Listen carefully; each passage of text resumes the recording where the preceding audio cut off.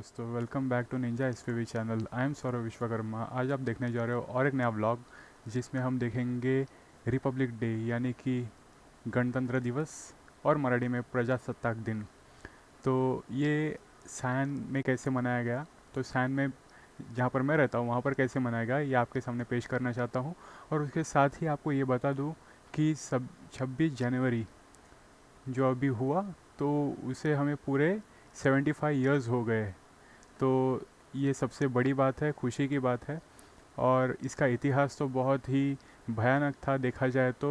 जो अंग्रेज़ लोगों ने जो राज्य किया था, उसके बाद जो शासन उन्होंने किया, उसके साथ ही जो संविधान उन्होंने लगाया, तो वो कॉन्स्टिट्यूशन उस जिसे हम अंग्रेज़ी में कहते हैं, और संविधान जिसे हम हिंदी में कहते हैं और मराठी में भी संविधान ही कहते हैं। तो ये जो हुआ संविधान लागू ब्रिटिशर्स का पहले, वो कितना ख़तरनाक था, जिससे भारतीय लोगों को बहुत ही प्रॉब्लम हुए। और उसके बाद ही जैसे हमें गणतंत्र दिवस यानी कि 26 जनवरी, जो उस समय का 26 जनवरी था, तब हमें ये रिप्लेस करने का एक मौका मिला संविधान को।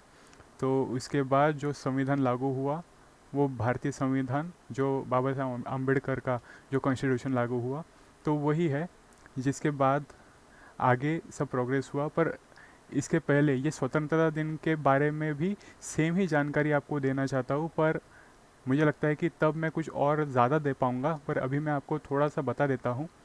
तो स्वतंत्रता के पीछे तो फ्रीडम फाइटर्स बहुत थे, पर उसमें से सबसे ज़्यादा और सबसे पहले जिन्होंने फ्रीडम फाइटिंग का दौर शुरू किया, तो ये स्वराज्य के इसमें नहीं, स्वराज्य के इसमें तो छत्रपति शिवाजी महाराज ने किया था।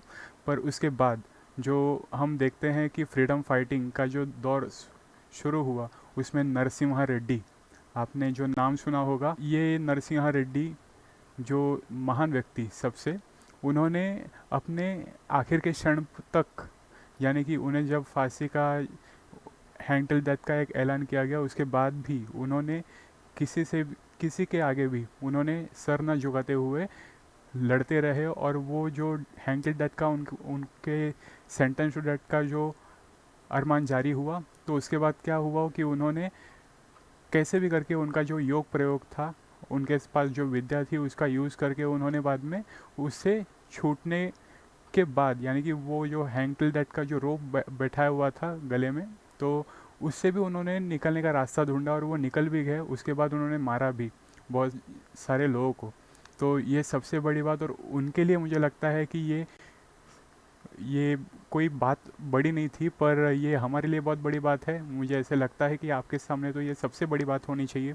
तो इसलिए मुझे लगा कि आज के वीडियो में ये पेश करूँ। स्वतंत्रता दिन के जो दिन आएगा तब तो मैं और जानकारी दूंगा, पर यानी कि इंडिपेंडेंस डे पर अभी के लिए मुझे लगता है कि ये जानकारी देनी ज़रूरी थी।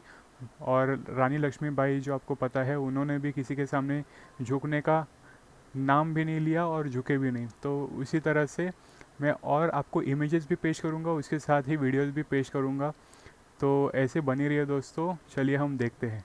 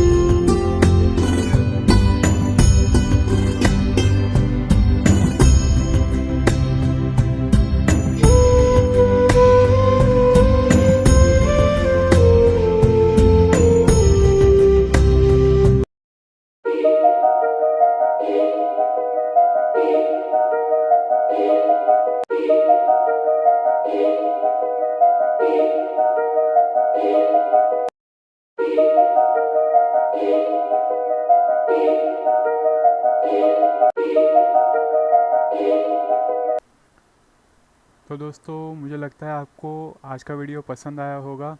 ऐसे ही बने रहिए दोस्तों, मिलते हैं आगे के वीडियोज़ में। लाइक शेयर और सब्सक्राइब करना मत भूलिएगा। हरिओम।